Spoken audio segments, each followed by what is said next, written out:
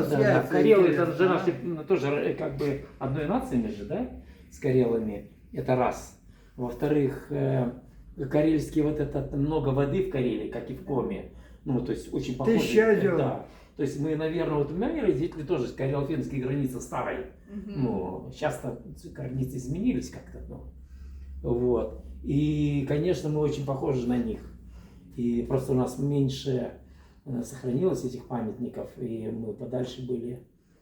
У нас не было для выпендривания. Вот эти замки же они были для богатых, наверное, для царей, да, вот такие.